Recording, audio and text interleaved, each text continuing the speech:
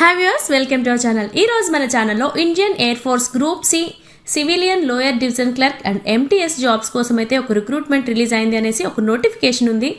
So ఆ నోటిఫికేషన్లో lower division clerk cooking Hindi type.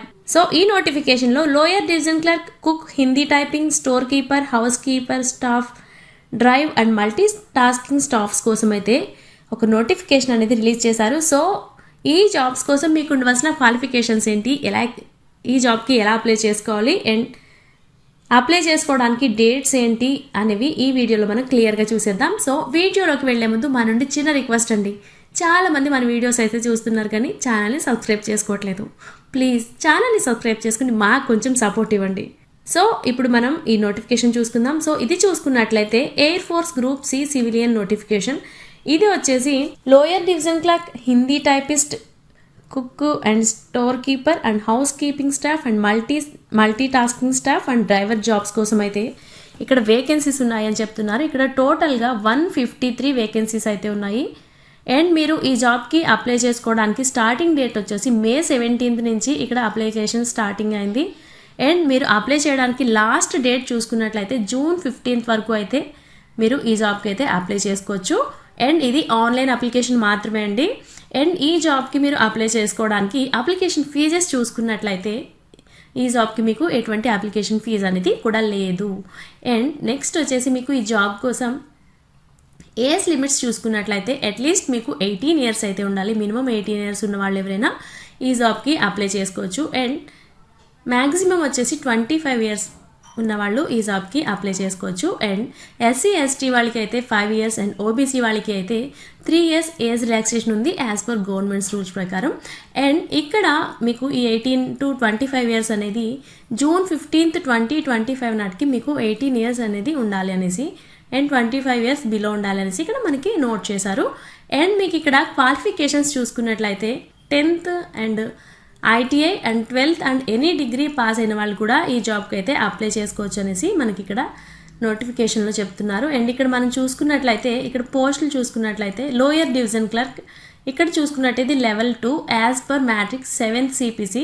And educational qualifications చూసుకున్నట్లయితే 12th pass and recognised board exam నుంచి and 35 words అంటే typing speed అండి, ఇది 35 words per minute అనేది.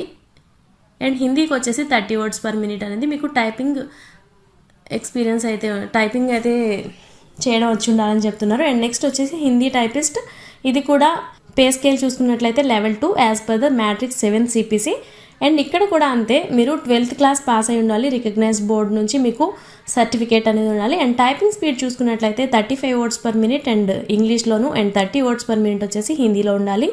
నెక్స్ట్ చూసుకున్నట్లయితే స్టోర్ కీపర్, ఇక్కడ మనం చూసుకున్నట్లయితే ఇది కూడా Level 2 as per the matrix 7th CPC అని చెప్తున్నారు పే స్కేల్ చూసుకున్నట్లయితే. అండ్ దీనికోసం ఎసెన్షియల్ క్వాలిఫికేషన్స్ చూసుకున్నట్లయితే 12th పాస్ అయి ఉండాలి, రికగ్నైజ్డ్ యూనివర్సిటీ నుంచి సర్టిఫికేట్ అనేది ఉండాలి. అండ్ నెక్స్ట్ వచ్చేసి డిజైరబుల్స్ చూసుకున్నట్లయితే experience in handling stores and keeping accounts in a store of concern of రిప్యూట్ public or private sector. మీరు ఎక్స్పీరియన్స్ అనేది ఉండాలి, ఒక స్టోర్ని మేనేజ్ చేయగలిగే కెపాసిటీ మీకు ఉండాలి, పబ్లిక్ ఆర్ ప్రైవేట్ సెక్టర్ ఏదైనా పర్వాలేదు అనేసి ఇక్కడ చెప్తున్నారు. అండ్ నెక్స్ట్ చూసుకున్నట్లయితే civilian mechanical transport driver at ordinary grade ఇది. అండ్ Level 2 పే స్కేల్ చూసుకున్నట్లయితే Level 2 as per matrix 7th CPC. ఇక్కడ ఎసెన్షియల్ క్వాలిఫికేషన్ చూసుకున్నట్లయితే matriculation pass or equivalent qualification from a recognised board or university and must be holding అని valid civil driving license అనేది మీకు compulsory ఉండాలి light and heavy వెహికల్స్కి. And must process professional skill in driving and knowledge of motor mechanism, minimum 2 years experience in driving motor vehicles. ఇక్కడ ఏంటి అంటే మీకు driving experience అనేది ఉండాలి అని చెప్తున్నారు. అండ్ చిన్న మైనర్గా ఏమైనా అక్కడ వెహికల్లో ప్రాబ్లమ్స్ వస్తే అది సాల్వ్ చేయడానికి మీకు తెలిసి ఉండాలి, అక్కడ ప్రాబ్లం ఏంటి అనేది కూడా అక్కడ తెలిసి ఉండాలని చెప్తున్నారు. అండ్ 2 years అనేది మీకు డ్రైవింగ్ ఎక్స్పీరియన్స్ అనేది ఉండాలి అనేసి ఇక్కడ చెప్తున్నారు. అండ్ నెక్స్ట్ వచ్చేసి కుక్, ఇది ఆర్డినరీ గ్రేడ్. ఇక్కడ పే స్కేల్ చూసుకున్నట్టయితే ఇది కూడా Level 2 as per matrix 7th CPC. ఇక్కడ కూడా matriculation from a recognised board with a certificate or diploma in catering, 1 year experience in trade, మీకు 1 year ఎక్స్పీరియన్స్ అనేది ఉండాలి అని చెప్తున్నారు. అండ్ నెక్స్ట్ వచ్చేసి పెయింటర్, ఇది స్కిల్డ్. ఇక్కడ పే స్కేల్ చూసుకున్నట్లయితే level 2 as per matrix 7 CPC. దీనికోసం క్వాలిఫికేషన్స్ చూసుకున్నట్లయితే 10th pass from a recognised board or institute, industrial training institute or certificate in the trade of painter from a recognised institute or ex servicemen in approximate trade with painter. ఇక్కడ మీరు 10th pass అయి ఉండాలి and మీకు కూడా ఇక్కడ certificate అనేది ఉండాలి అనేసి చెప్తున్నారు. మీకు ఎక్స్పీరియన్స్ అనేది మస్ట్ అండ్ షుడ్గా ఉండాలి అనేసి చెప్తున్నారు. అండ్ నెక్స్ట్ వచ్చేసి కార్పెంటర్, ఇది కూడా పే స్కేల్ చూసుకున్నట్టయితే level 2 as per pay matrix 7 CPC. ఇక్కడ 10th పాస్ అయి ఉండాలి, రికగ్నైజ్డ్ బోర్డ్ నుంచి మీకు సర్టిఫికేట్ అనేది ఉండాలి అని చెప్తున్నారు. లేదా X servicemen in appropriate trade with carpenter raiser.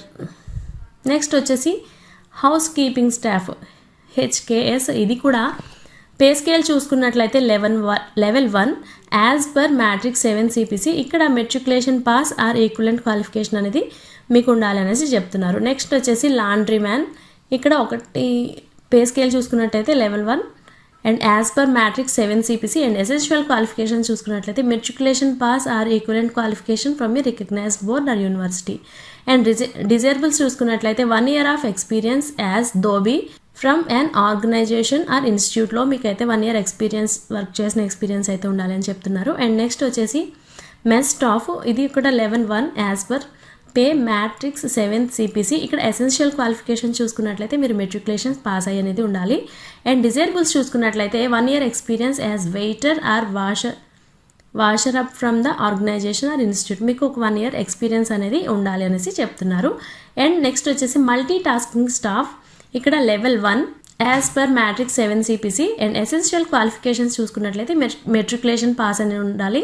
And desirables చూసుకున్నట్లయితే 1 year ఎక్స్పీరియన్స్ ఉండాలి. Watchman or lascar or Gestetner operator or gardener from organization or ఇన్స్టిట్యూట్లో మీకు వర్క్ చేసిన ఎక్స్పీరియన్స్ అనేది ఉండాలి అని చెప్తున్నారు. నెక్స్ట్ వచ్చేసి వాల్కెన్సర్, ఇక్కడ ఒకటి పే స్కేల్ చూసుకున్నట్టయితే level 1 as per matrix 7 CPC. ఇక్కడ కూడా మీరు మెట్రికులేషన్ పాస్ అయి ఉండాలి లేదా ex service men from appropriate trade అనేసి చెప్తున్నారు. అండ్ ఇక్కడ మనం టోటల్గా చూసుకున్నట్లయితే ఇక్కడ 153 వేకెన్సీస్ అయితే ఉన్నాయి. అండ్ మనం ఇక్కడ శాలరీస్ చూసుకున్నట్లయితే మీకు అక్కడ ఉన్న మీకు ఏ పోస్ట్ అయితే ఉందో దాని నుంచి స్టార్టింగ్ శాలరీ వచ్చేసి 25,000 నుంచి 81,600 మధ్యలో అనేది మీకు పర్ మంత్ శాలరీ అనేది ఉంటుంది. అండ్ ఈ జాబ్కి మిమ్మల్ని ఎలా సెలెక్ట్ చేస్తారు అంటే రైటింగ్ టెస్ట్ ఉంటుంది అండ్ స్కిల్ టెస్ట్ ఉంటుంది అండ్ మెడికల్ అండ్ ఇంటర్వ్యూ ఆధారంగా అయితే మిమ్మల్ని ఈ జాబ్కి సెలెక్ట్ చేస్తారు. అండ్ నెక్స్ట్ వచ్చేసి మీరు దీనికోసం అప్లై చేసుకోవాలి అనుకుంటే ఇది ఆన్లైన్ అప్లికేషన్, సో మీరు దీనికోసం ఆన్లైన్లో అయితే అప్లై చేసుకోవాల్సి ఉంటుంది. అండ్ లాస్ట్ డేట్ చూసుకున్నట్లయితే June 15th, 2025 అనేది ఈ జాబ్కి మీరు అప్లై చేసుకోవడానికి last date. So okay friends, Indian air ఫోర్స్లో గ్రూప్ సిలో పర్మనెంట్ జాబ్స్ అంటే ఇది మామూలు విషయం ఏం కాదు. సో మేము ఈ జాబ్కి ఎలిజిబుల్ అవుతామా అనుకుంటే డిస్క్రిప్షన్లో లింక్ ఉంటుంది, ఒకసారి క్లియర్గా చెక్ చేసుకుని మేము ఈ జాబ్కి ఎలిజిబుల్ అవుతాం అనుకుంటే డెఫినెట్గా ఈ జాబ్కి అయితే మీరు అప్లై చేసుకోండి. All the best. అండ్ ఇలాంటి మంచి మంచి జాబ్ అప్డేట్స్ కోసం అయితే మన ఛానల్ని సబ్స్క్రైబ్ చేయడం అస్సలు మర్చిపోవద్దు. Thanks for watching.